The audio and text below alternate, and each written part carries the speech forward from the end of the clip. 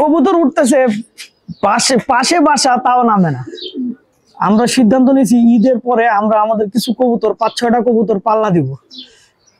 পুরনো জাতের একটা মাদি কবুতর, যদি আপনারা কেউ নিতে চান তাহলে ফেসবুকে নক দিয়ে। অনেক বাচ্চা দেখা যায় আমার বাসায় রেজাল্ট হচ্ছে না, মানুষের বাসায় দেখা যায় আমার কবুতরের বাচ্চা এত ভালো রেজাল্ট হচ্ছে, তখন কি কষ্ট লাগবে কিনা বলেন ভাই? না, আমি যে জিনিসটা আসলে বুঝতে পারলাম সেটা হচ্ছে যে আমরা যখন লাল ঘুঘুটা বাসায় নিয়ে আসছিলাম তখন ও ছিল হচ্ছে বাচ্চা। ছবি ভাই পাঠাইতে পারবো না, আমাকে ক্ষমা করবেন ভাই, আপনাদের কাছে আমি মাপ চাই, দয়া করে আমাকে ক্ষমা করে দেন ভাই, আমার পক্ষে সম্ভব না ছবি পাঠানো ভাই। আসসালামু আলাইকুম দর্শকবৃন্দ, কি অবস্থা সবার, কেমন আছেন আপনারা? আপনাদের সবাইকে আমাদের নতুন একটা ভিডিওতে স্বাগতম।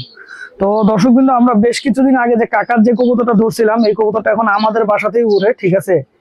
মজার কথা হইতেছে এই কবুতরটা আমাদের বাসাতেই খুব ভালো উঠতেছে, কাকার বাসার দিকে একবার যায়ও না। এ কেমন কবুতর রে ভাই, বুঝলাম না।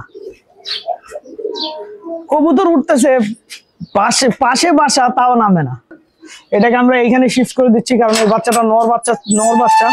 তো যেহেতু নর বাচ্চা মাদির খাঁচায় থাকলে মনে করেন আপনার মাদিগুলোর সাথে জোড়া নেওয়ার চেষ্টা করতেছে, তো এই কারণেই মূলত ওকে আমরা শিফট করলাম। হ্যাঁ, এই খাঁচায় রেখে দিলাম। এই খাঁচায় সব 1 দশকের বাচ্চাগুলো আসলে আমরা রেখে দিছি। আমরা সিদ্ধান্ত নিয়েছি ঈদের পরে আমরা আমাদের কিছু কবুতর 5-6টা কবুতর পাল্লা দিব। পাল্লা দিয়ে দেখবো আসলে গরমের সময় কবুতর আমাদের এই সাইডের কবুতর পাল্লায় কেমন করে। রাজশাহীর ওরা তো গরমে অনেক সময় কবুতর পাল্লা দেয়। আর দর্শকবৃন্দ, প্রথমে যখন আসলে লাল ঘুঘুটা নিয়ে আসছিলাম ও যতটা চুপচাপ থাকতো, এখন আর ওরকম আসলে চুপচাপ থাকে না। আমি যে জিনিসটা আসলে বুঝতে পারলাম সেটা হচ্ছে যে আমরা যখন লাল ঘুঘুটা বাসায় নিয়ে আসছিলাম তখন ও ছিল হচ্ছে বাচ্চা, আর এখন আস্তে আস্তে ও বড় হয়েছে। ও বড় হওয়ার পর থেকেও ওর মনে করেন একটা বডি মুভমেন্টের যে ব্যাপারটা, সেই ব্যাপারটা আসছে। আর আমি একটা জিনিস বুঝি না, সব ঘুঘু পাখি কি মোসালদম থাকে নাকি? এই ঘুঘুটারও লেজ ছিল না, লেজ উঠছে দেখেন সব সাদা। আপনাদেরকে দেখাই, এই যে দেখেন সাদা সাদা লেজ উঠছে, দেখছেন?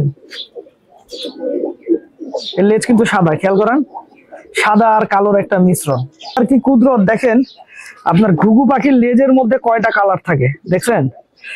প্রথমে হচ্ছে আপনার একটু ডিপ মাটি কালার, ঠিক আছে, ডিপ একটা কালচে টাইপের কালার, তারপরে আবার লাইট একটা মনে করেন আপনার বাদামি টাইপের কালার, তারপরে সাদা কালার। মানে কয়টা কালারের কম্বিনেশনের লেজ। তো যখন নতুন লেজ উঠে তখন এই সাদা অংশটা বের হয়ে থাকে, তো যে কারণে আমরা মনে করি যে ওর লেজ সব সাদা হবে। আর আমাদের কোকা কবুতরটা দিব্যি এখানে আছে, ঠিক আছে, ওর কোনো সমস্যা নাই, ওদের সাথে ও ফুল অ্যাডজাস্ট হয়ে গেছে। হ্যাঁ, ঘুঘুর সাথেই থাকে, ঘুঘুর সাথেই খায়, ওর এটাতে আসলে তেমন কোনো আসলে পরিবর্তন বা মানসিক চাপ বা ওইরকম কিছুই দেখি না। ও বরঞ্চ ঘুঘুর পিছিয়ে সারাদিন টাইকে বেড়ায়। তো দর্শকবৃন্দ, আপনারা অনেক সময় দেখা যায় কি আপনার এই কবুতরের জন্য বলেন, অনেকেই কবুতর চান, কিন্তু আপনারা যেটা বলেন সেটা হচ্ছে ভাই আমাকে ছবি পাঠান। তো ভাই আপনারা আমাকে ক্ষমা করবেন ভাই, এই খাঁচার মধ্যে একটা কবুতরের ছবি তুলতে যাওয়া যে কত কষ্ট, এটা ছবি না তুললে বুঝবেন না। কারণ কবুতর স্থির থাকে না, এদিক আর ওদিক দৌড়াদৌড়ি করতে থাকে। তো এই দৌড়াদৌড়ির মধ্যে ভাই ছবি তুলতে পারি না। তো এর জন্য আমি চিন্তা করছি মাঝে মাঝে যেগুলো সেলের কবুতর আসলে থাকবে, 1-2টা কবুতর আপনাদেরকে ভিডিওতে দেখাই দিব। তো এখনো আজকে একটা কবুতর দেখাবো, চলেন। এটা হচ্ছে পুরনো জাতের একটা মাদি কবুতর, ঠিক আছে, পুরনো জাতের একটা মাদি কবুতর। যদি আপনারা কেউ নিতে চান তাহলে ফেসবুকে নক দিয়ে। অনেক পুরনো জাতের কবুতর। এই কবুতরটার বাচ্চা আপনার ফ্লাইং এ খুব ভালো, আশা করি ভালো করবে না, ইনশাল্লাহ ফ্লাইং অনেক ভালো করবে বাচ্চা, রেসেও ভালো করবে। মাদি কবুতর। আর নর কবুতর যদি আপনারা এটার সাথে বলেন, এটার সাথে পেয়ার করে আমি নর কবুতর দিতে পারবো, ঠিক আছে। তো এইভাবে আমি আসলে যেদিন আমার মনে থাকবে সেদিন 1-2টা করে কবুতর দেখাবো, ঠিক আছে।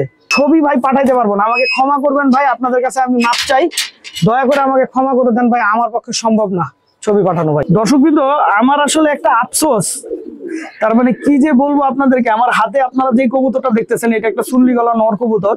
এই কবুতরের বাচ্চা আমার ওস্তাদের বাসায় অনেক ভালো রেজাল্ট করছে, এমনকি এবছর লাদেনদের বাসায় খুব ভালো রেজাল্ট করছে এই কবুতরের বাচ্চা। কিন্তু আমি একটা বাচ্চাও এই কবুতরের এখন পর্যন্ত টিকাইতে পারি নাই।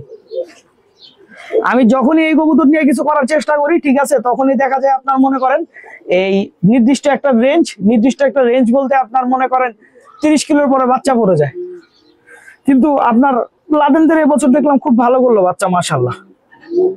তো ওভারঅল এই জিনিসটা দেখে ভাই আমার মনটা খুবই খারাপ, যে মনে করেন বাচ্চা দেখা যায় আমার বাসায় রেজাল্ট হচ্ছে না, মানুষের বাসায় দেখা যায় আমার কবুতরের বাচ্চা এত ভালো রেজাল্ট হচ্ছে, তখন কি কষ্ট লাগবে কিনা বলেন ভাই। তো দর্শকবৃন্দ, ভিডিওটা আমি এখানেই শেষ করছি। আপনারা সবাই ভালো থাকবেন, 5 ওয়াক্ত নামাজ পড়বেন। আসসালামু আলাইকুম।